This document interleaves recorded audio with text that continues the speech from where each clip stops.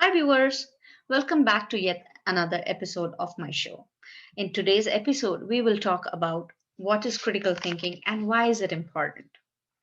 Critical thinking is the intellectually disciplined process of actively and skillfully conceptualizing, applying, analyzing, synthesizing, and evaluating the information or data that is gathered or collected, generated by observations, experiences, insights, reflections, reasonings, and communication.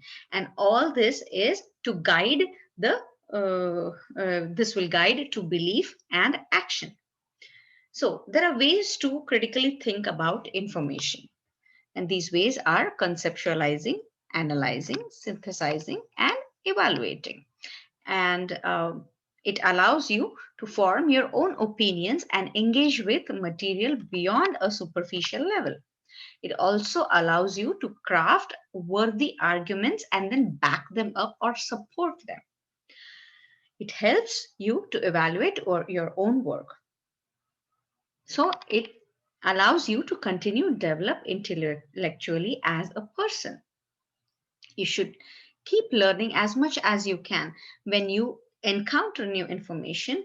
Knowing how to critically think will help you evaluate and use that information. It also helps you make hard decisions. When you define your values, it helps to make better decisions. But equally important in the decision making process is the ability to think critically. Critical thinking allows you to compare the pros and the cons of your available options, showing that you have more options than you might imagine.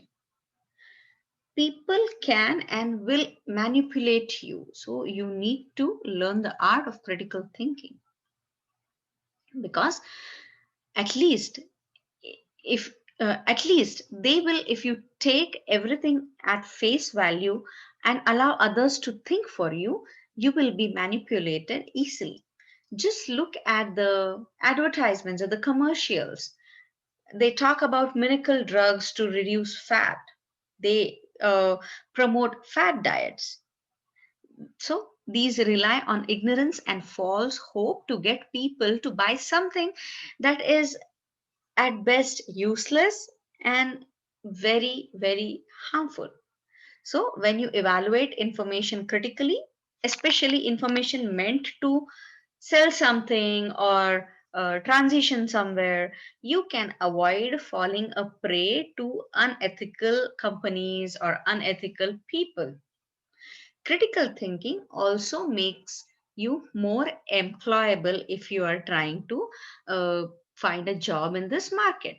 The best employees not only know how to solve existing problems, but they also know how to come up with solutions to problems no one ever imagined.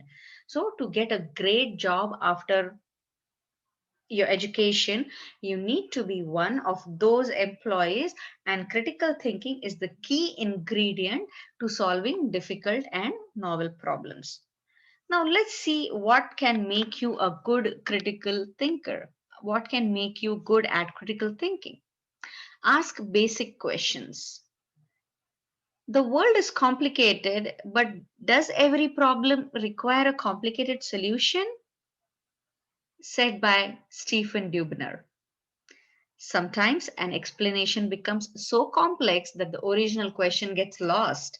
To avoid this, continually go back to the basic question you asked when you set out to solve the problem. So, here are a few key basic questions you can ask when approaching any problem. What do you already know about the problem? How do you know that? What are you trying to prove, disprove, demonstrate, critique, or argue about that problem? And what are you overlooking? Some of the most breathtaking solutions to problems are astounding, not because of their complexity, but because of their elegant simplicity. So, always seek for the simple solutions first.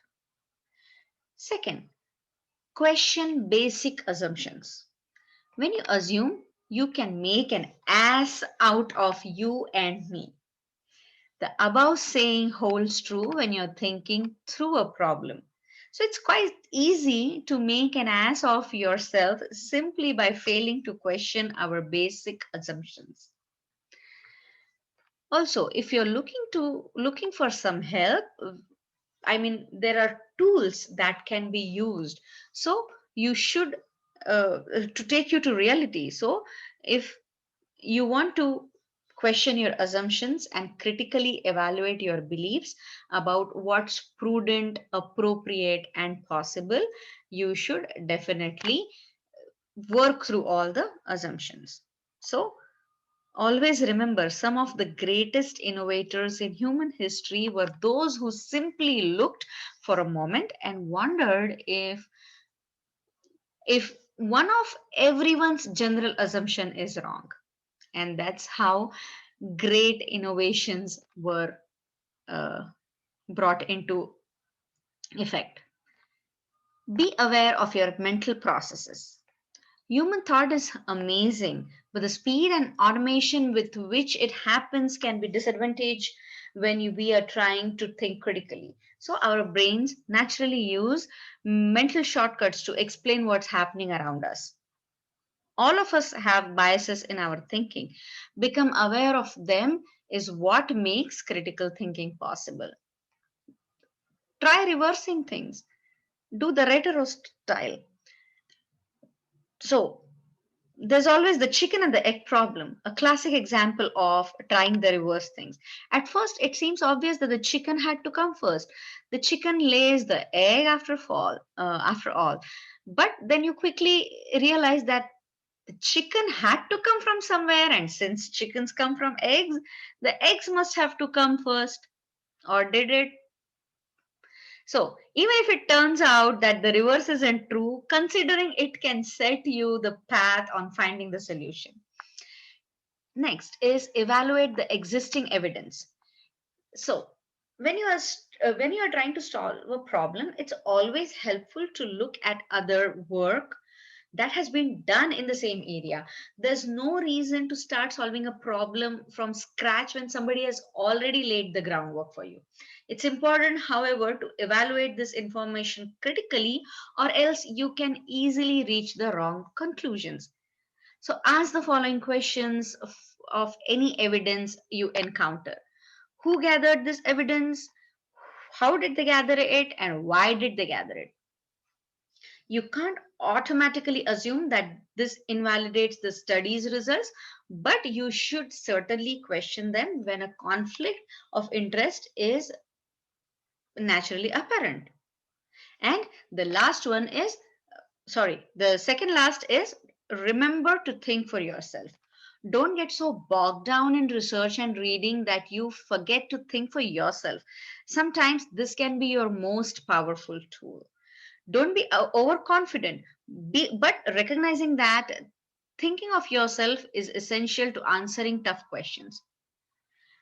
And don't make I mean, it's sometimes I find this to be true when writing essays. It's so easy to get lost in other people's work and words, and I forget I have my own thoughts. Don't make this mistake. And the last one, very important one, is understand that no one thinks critically 100% of the time. Critical thinking of any kind is never universal in any individual. Everyone is subject to episodes of undisciplined or irrational thought. So you can't think critically all the time, and that's okay. Critical thinking is a tool, and you should deploy when you need to make important decisions or solve different difficult problems. But you don't need to keep thinking critically about everything. And even in important matters, you will experience lapses in your reasoning. What matters the most is that you recognize these lapses and try to avoid them in future. So, I hope these tips will be useful for you when you are trying to learn the art of critical thinking. With this, I would like to take your leave. I will see you soon again. Till then, please watch the video, subscribe to my channel if you haven't yet, and thank you very much for the support. Thank you.